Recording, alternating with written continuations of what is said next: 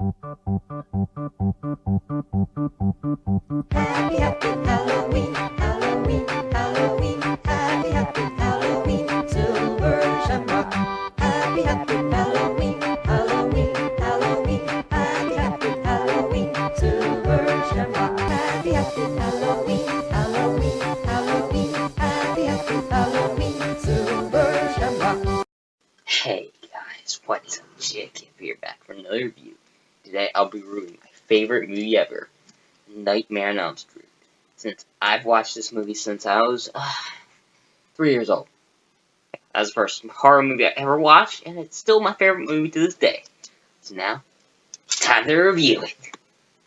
First, we see a man making something in an old boiler room. We don't know what it is until we finally get to see the weapon. It's one of the best horror movie weapons of all time. Actually, it is the best horror movie weapon of all time.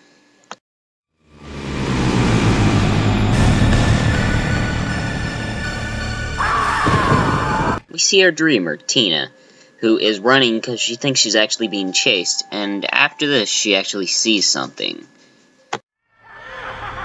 Because Tina's afraid of goats. I know what to use if I see her. Freddy is finally able to catch up to Tina because Freddy is there and he's about to get her. Time for the chase. Since it's a dream chase, of course Freddy's gonna mess with her. She's about to get cornered, but Freddy doesn't come for her. Time for a jump scare. Turns out that Tina's cuts aren't only in the dream world, they're in real life now. Talks about her dreams to her best friend Nancy, who's played by Heather Langenkamp, and her boyfriend Rod Lane. Also a young Johnny Depp, because this is actually his first role as an actor. That's why it says introducing at the beginning of the movie. Later that night, they all go over there for a sleepover, maybe an orgy. Rod lets Glenn use his tape so, he can sleep over there without his mom knowing. Turns out that actually they're both having the same dream about the same person. They're kind of different, but still, they're both dreaming about Freddy, because Freddy's the man of their dreams. You know what? By the look on Glenn's face, I'm pretty positive he's having nightmares too. Hear a noise, so they go to look outside. Of course, it's not very good to look at noises, but this time it's okay, since it's just Rod being a dick. It's Riley bringing Lance down just 3 yards from the goal line. What a brilliant tackle, and the fans go wild. What the hell are you doing here?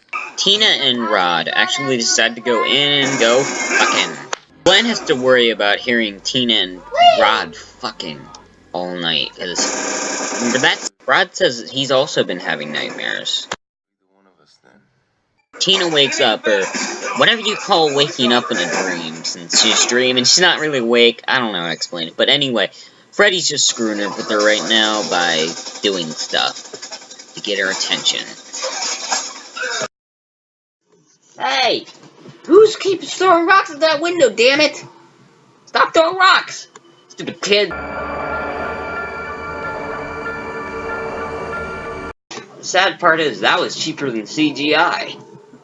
Why the hell did we move the CGI? Because in the remake, it looks like crap! Tina decides to go outside in her underwear, since, it's a dream, it doesn't matter, nobody's gonna see her, it's her dream.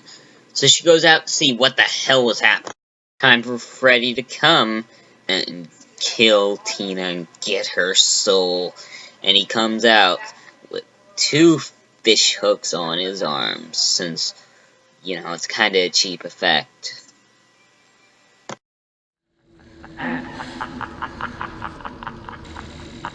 Please, God.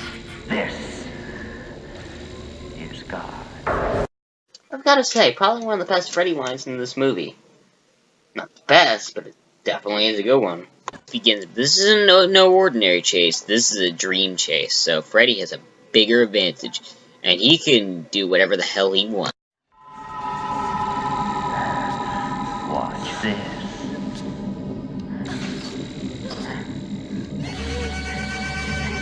Freddy is finally able to tackle her ass down, but he's still screwing with her, so okay, that is a pretty good effect. Turns out that she's still underneath her bed, and Freddy's underneath with her, even though he's invisible.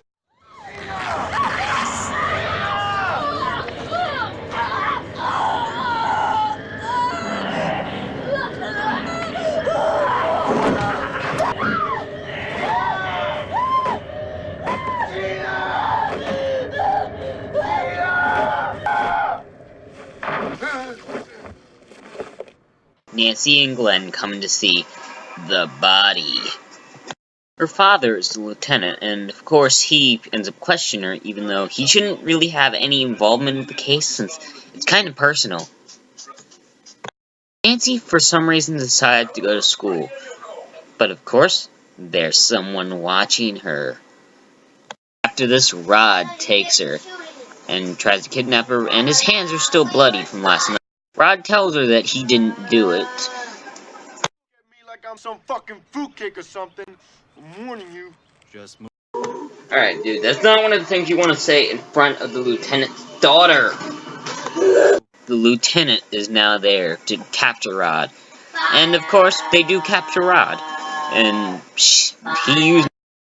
Sure as hell, you don't want to say that in front of the lieutenant himself, dumbass. What the hell were you doing going to school today for anyway? She falls asleep during boring old English, and she starts dreaming, and she sees Tina's body. Nancy begins to follow the blood in Tina's body to wherever she's showing him, so she runs. Where's your pass? Screw your pass. No running in the hallway. She decides to go down and follow the blood, and she follows it, and she finds the boiler room. Also ends up finding Freddy.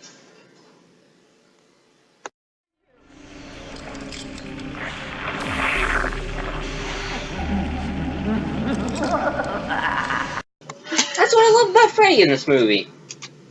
He has fun messing with people, but he doesn't take it too far by cracking jokes.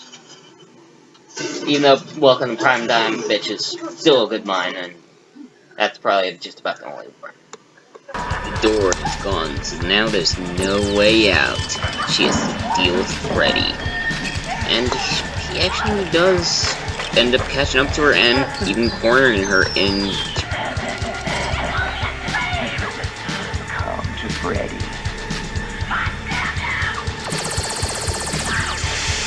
This ends up waking Nancy up because of the pain, and she ends up screaming in class because of her nightmares. And actually, it turns out that the injuries are in real life, even though they're from the inside. She ends up going to see Rod, and Rod tells her that he's been having nightmares about Freddy too. After she leaves, she for some reason decides to take a bath. If you're trying to keep awake, don't take a bath. Take a shower. As it turns out, of course, Nancy starts to fall asleep, and Freddy comes out the bathtub.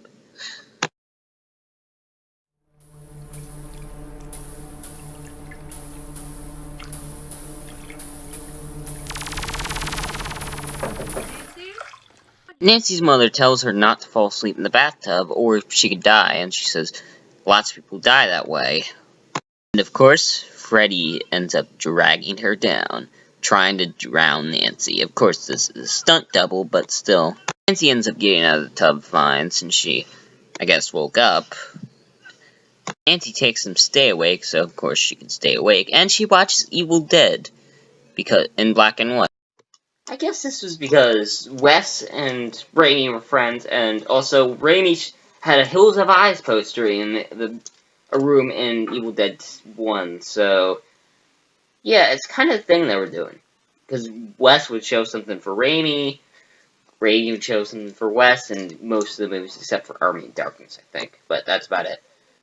Johnny Depp comes in to see Nancy, and he actually ends up agreeing to keep Nancy from having nightmares, and if she's having a nightmare, he'll wake her up. In her dream, she decided to go to the police station, because why not? Her daddy works there. But anyway, Freddy decides to go after Rod. And he's about to kill him, but I guess he decides to go after Nancy, and he sees Tina's dead corpse again. This time with snakes.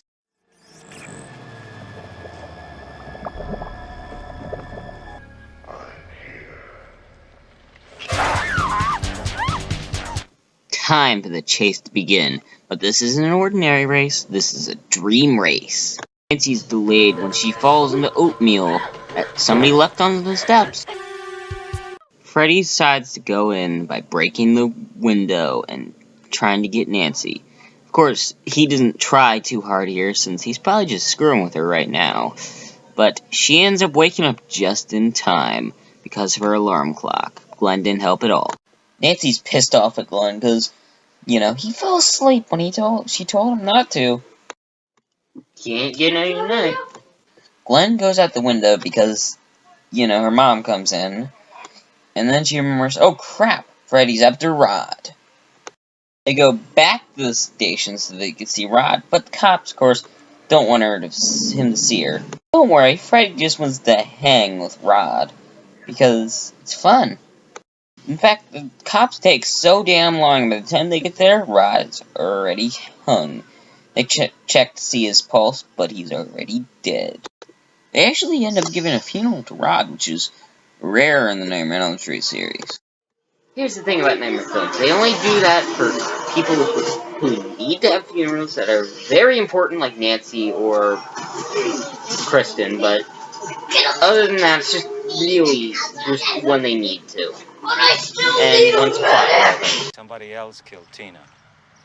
Who? I don't know who he is. Alright, how do you not know his name? He said it at least twice! Were you not listening? Listen next time, because he will probably say it again. Her mom actually decides to take her to a dream clinic to, you know, try and help her. End up going, and her doctor is Roger Rabbit. Is Jessica there too? Since I would love to see her. At the beginning, her dream levels are going pretty well, but eventually when she starts dreaming, Freddy starts to try to kill her. Nancy ends up waking up with white hair and a scratch, and she also comes out with Freddy. I brought something out from my tree. Where did you get that? Nancy's mom really hates that hat because she remembers Freddy, but she won't tell her daughter just yet. Nancy's mom also wants her really badly to go to sleep. Nancy ends up talking to Glenn, who actually gives a suggestion. They turn their back on it, take away its energy, and it disappears. Oh yeah, Nancy also really likes booby traps now. I'm into survival. Nancy gets home, and all of her doors and windows are barred. Nancy's mom finally decides to show Nancy the truth about Freddy. A filthy child murderer who killed at least 20 kids in the neighborhood. Kids we all knew. There's a deleted scene in the original where she says that Freddy killed her brother. That gives them more of a reason to hate Freddy. They should have kept that in, but whatever. Time constraints or whatever. The lawyers got fat and the judge got famous, but somebody forgot to sign the search warrant in the right place, and Krueger was free just like that. Took gasoline. We poured it all around the place and made a trail of it out the door. Then lit the whole thing up and watched it burn. It turns out that she actually even kept Freddy's glove. She ends up calling Glenn so they can have a plan to defeat Freddy. She wants to whack the fucker when he gets her out of her dream. Nancy also says that one of the best lines in the movie. Whatever you do, don't fall asleep. Nancy's mom puts her to bed because she wants her to go to sleep, and she takes her coffee machine, but Nancy's got a spare just in case. His father really doesn't like Nancy, and he really doesn't want his son hanging around her, but he really can't do anything since Glenn's a teenage boy, and he wants to fuck. Glenn falls asleep, so Nancy decides to call him to, try and wake his ass up, but his parents picks up. And, of course, the father doesn't want her hanging around his son. Nancy then gets a call from Freddy.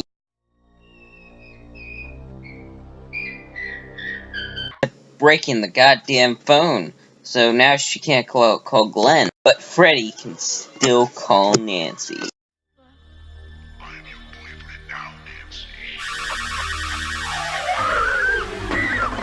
Alright, that's definitely the best Freddy line in this movie. I mean, it is. Even though I Am God is pretty good. That is awesome! Nancy tries to go over and save Glenn, but she can't because her mother has locked her in the house. Still sleeping in his bed. But then, it's time for Freddy to come and grab his ass down. Been making one of my favorite kills ever.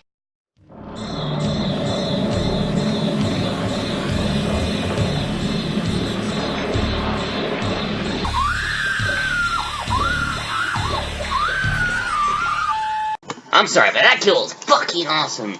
Great job, Wes. Very creative. The ambulance comes, and also so does the lieutenant, because they're gonna need to mop up that body. Nancy calls her father because, you know, she needs him to whack Freddy. Nancy has a montage of her making all her traps because, you know, she's in the survivals, and it's definitely gonna help her later on. Trust me, because it will help a lot. Nancy ends up putting her mother to sleep. Kind of deja vu from the scene earlier when she put Nancy to sleep because she's drunk. And then Nancy decides to go to sleep to stop Freddy and kill his ass. She goes to the basement to find the glove because I guess she wants to wear it or something, but it's not there. And she ends up finding a secret door to go down to the boiler room for a dream. Nancy ends up finding a cross from earlier in the movie, and also she finds Glenn's headphones with blood all over them.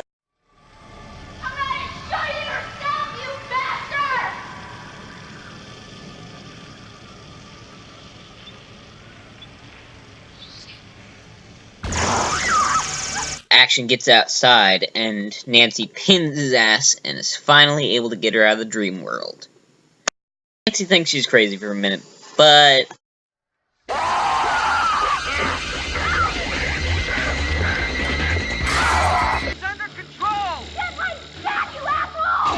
Nancy's trap starts to really help a lot, with Freddy getting hit by a hammer, and then he ends up falling off the damn stairs.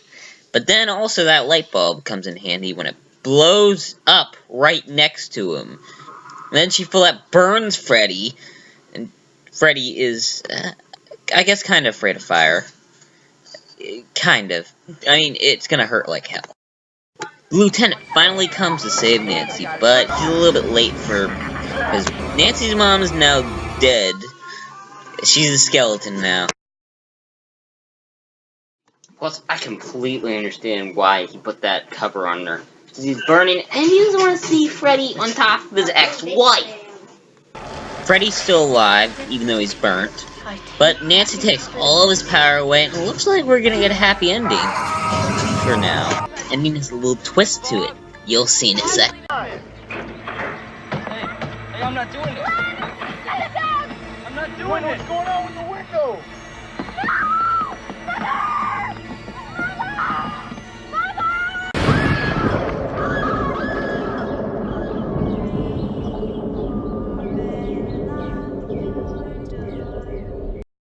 Originally, Wes wanted a happy ending, but Bob Che decided we want to make sequels. So, yeah. So that was Nightmare on Elm Street, and it is fucking awesome. This movie is great. There's a reason why it's my favorite movie ever. Because I love this movie. I've watched it since I was a kid. It's just great to me. The suspense is great. The horror is great. Even the jump scares are great. I mean, seriously, it is great. Plus, they have a great villain, a great hero. Everything is great. The ending might not make complete sense, but whatever. Even though I prefer the ending to the actual not having the car top, since it just feels off. But anyway, I give Nightmare on Elm Street 5 out of 5, being a great movie and my favorite movie of all time. Thanks, Wes.